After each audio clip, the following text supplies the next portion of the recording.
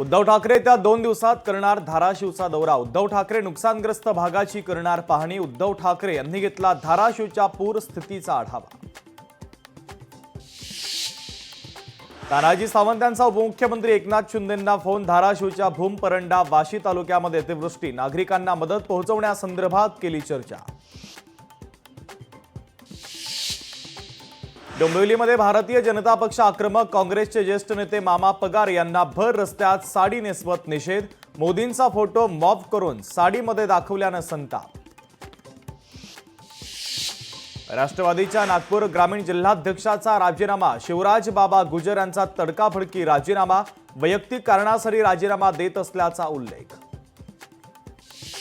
लातूर जिल्ह्यामध्ये नदी नाले ओढ्यांना पूर, अनेक गावांचा संपर्कही तुटला। लातूरमध्ये पावसानं जनजीवन अक्षरशः विस्कळीत। जालना जिल्ह्यामध्ये पावसाचा धुमाकूळ। पावसानं शेती पिकांचा अतोनात नुकसान। पंचनामे न करता सरसगट शेतकऱ्यांना मदत जाहीर करावी, शेतकऱ्यांची मागणी। सोलापूर जिल्ह्यातील सीना नदीचं रौद्र रूप ड्रोन कॅमेऱ्यात कैद। गेल्या 70 वर्षाच्या काळात प्रथमच सीना नदीला इतकं पाणी आल्यानं ग्रामस्थांचे हाल। सोलापूरच्या सीना नदीला महापूर। म्हाडा तालुक्यातील 16 गावांमधील शेती बाधित। सरकारनं तात्काळ मदत करावी, शेतकऱ्यांची मागणी।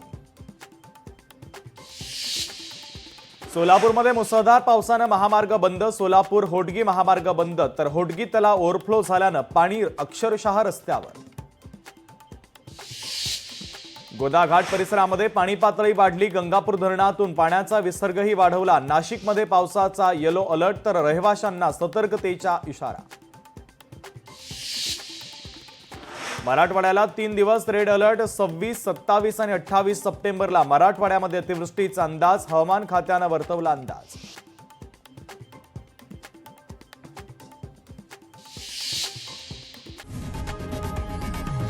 लोकशाही मराठी ऐका, पहा, जागरूक रहा।